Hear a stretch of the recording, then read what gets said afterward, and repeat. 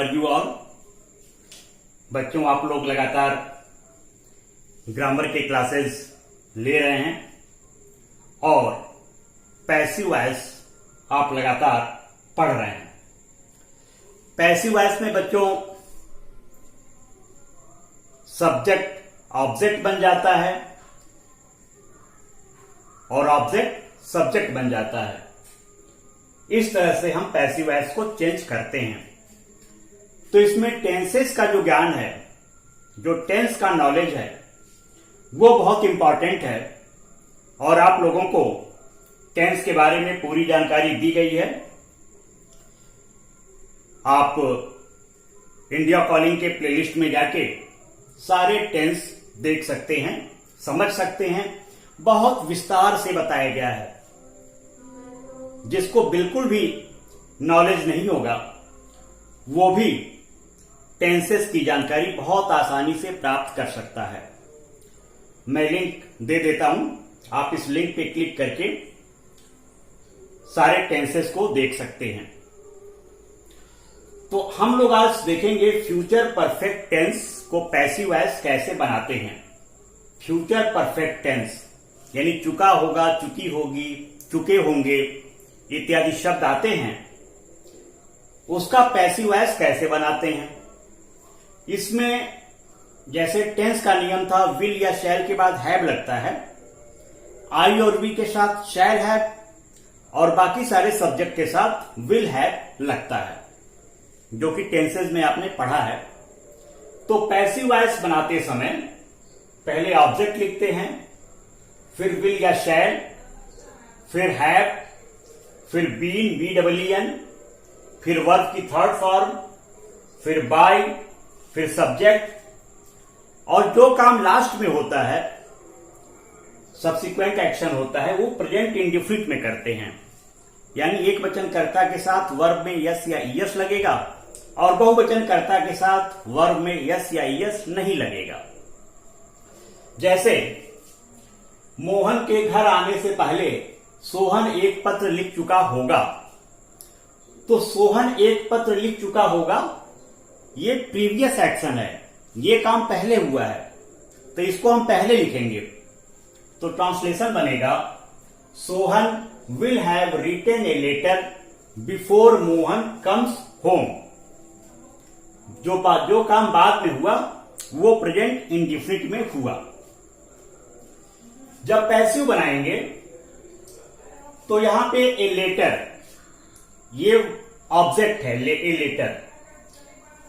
A letter will have been written by Sohan before Mohan comes home. तो इसमें एक बात आप ये देखिए कि जो काम बाद में होता है वो एक्टिव वॉइस में भी लास्ट में रहता है और पैसिव वॉइस में भी वो लास्ट में रहता है। जो काम बाद में होता है, जो सब्सिक्वेंट एक्शन होता है, वो एक्टिव वॉइस और पैसिव वॉइस दोनों में लास्ट में रहता है। तो बच्चों, इसका पैसिव वॉइस बना, a letter will have been written by Sohan before Mohan comes home. यदि ये नहीं होता पहले तो बाई करके बिफोर के बाद वाला चीज हम नहीं लिखते, लेकिन यदि रहेगा तो लिखेंगे। सेकंड है, मेरे पापा मुझे पहले ही बुला चुके होंगे। एक्टिव वॉइस बना, माई father will have called me already. Already यानी पहले ही। पैसिव वॉइस बना, यहां पे ऑब्जेक्ट मी है। मी जब सब्जेक्ट बनेगा तो आई हो जाएगा, आई शैल हैव, और जब आई होगा तो शैल आएगा। तो I shall have, I shall have been called by my father already. इस तरह से हम perfect tense, future perfect tense के पैसिव बनाते हैं। तो आप लोग ये दोनों एग्जाम्पल्स और स्ट्रक्चर कॉपी में, नोटबुक में नोट कर लीजिए।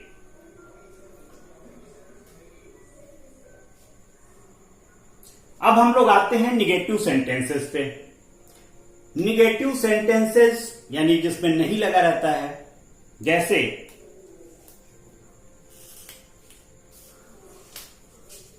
Negative sentences. इस नियम को आप लोगों ने लिख लिया स्ट्रक्चर को। अब दूसरा स्ट्रक्चर लिखिए, निगेटिव सेंटेंस का स्ट्रक्चर लिखिए। निगेटिव, तो निगेटिव सेंटेंस में स्ट्रक्चर में सारा ऐसा ही रहेगा। लगाइए, विल या शैल के बाद हैव के बाद not. A letter will have not. A letter will have not been written by Sohan before Mohan comes home. तो निगेटिव सेंटेंसेस का स्ट्रक्चर है ऑब्जेक्ट, फिर विल या शैल, फिर हैव, फिर नॉट, फिर बीन, फिर वर्ब की थर्ड फॉर्म, फिर बाय, फिर सब्जेक्ट और लास्ट वाला काम प्रेजेंट इंडेफिनिट में। मोहन के घर आने से पहले सोहन एक पत्र नहीं लिख चुका होगा। Sohan will have not written a letter before Mohan comes home.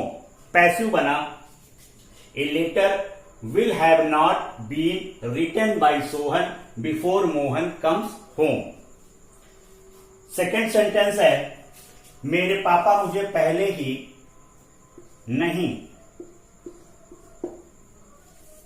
ही नहीं बुला चुके होंगे।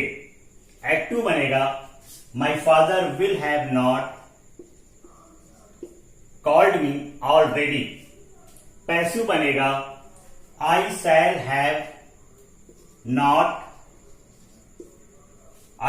Have not been called by my father already.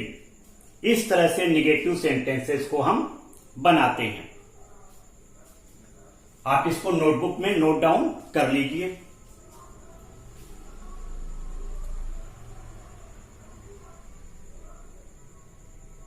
अब हम लोग आते हैं इंट्रोगेटिव सेंटेंसेस पे। इंट्रोगेटिव में आपको मालूम है पहले क्वेश्चन वर्ड आते हैं डब्ल्यू वाले।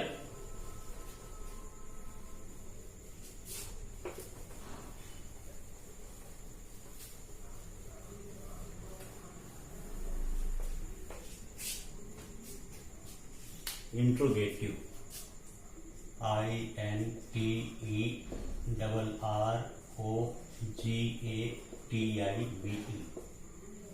इंट्रोगेटिव सेंटेंसेस में पहले क्वेश्चन वर्ड आते हैं,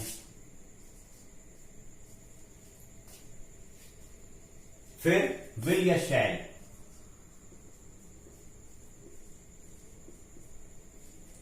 फिर ऑब्जेक्ट,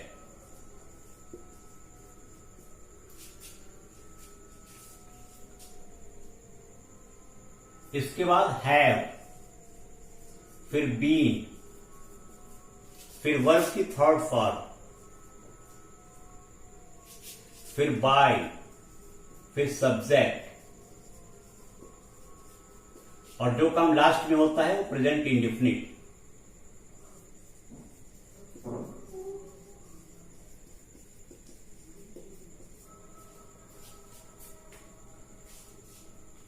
जैसे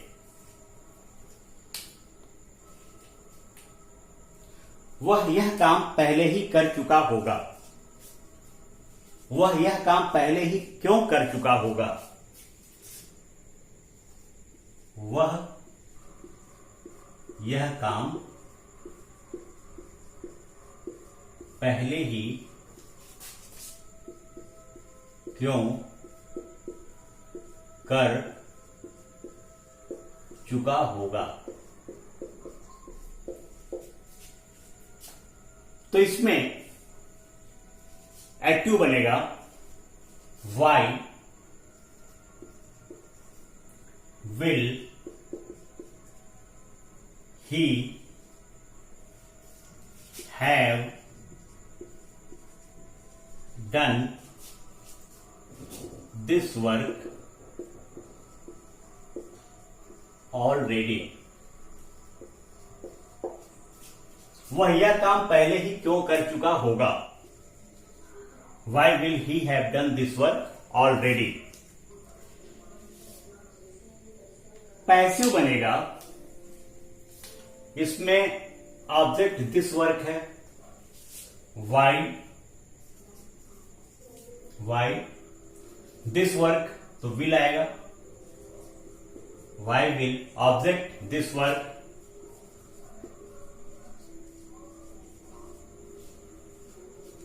हैव बीन डन, डू का third form done, done by him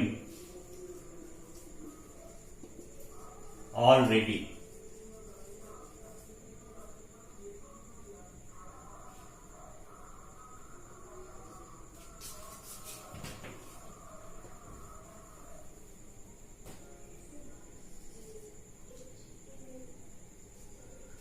already question mark. Why will this work have been done by him already? वह यह काम पहले ही क्यों कर चुका होगा? Active as why will he have done this work already? इसमें have लगता है, will या shall के बाद have लगता है, चाहे एक वचन हो चाहे बहुवचन हो। प्लूरल नंबर और सिंगुलर नंबर दोनों में have के बाद will या shall के बाद have लगाते हैं, इस चीज को याद कर लीजिए। पैसिव बनेगा why will this work have been done by him already। बाकी एक्सरसाइजेज आप कर लेंगे इंट्रोगेटिव के। यदि कोई प्रॉब्लम आती है तो आप कमेंट बॉक्स में कमेंट करके मुझे बताएंगे, उस कंफ्यूजन को दूर किया जाएगा। अब हम आते हैं इंट्रोगेटिव नेगेटिव सेंटेंसेस पे। Interrogative negative,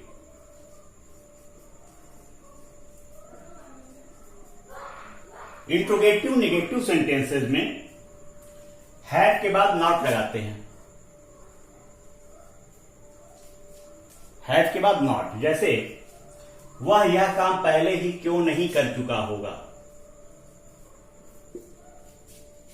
Y will he have not this work already. Passive बनेगा why will this work have not been done by him already. यानी एक्टिव एस और पैसिव एस दोनों में हैव के बाद नॉट लग जाता है नेगेटिव, इंट्रोगेटिव नेगेटिव सेंटेंसेस में।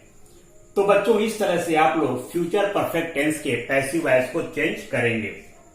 इन एग्जाम्पल्स को कॉपी में और स्ट्रक्चर को कॉपी में नोट डाउन करके एक्सरसाइजेस को अटेम्प्ट करें।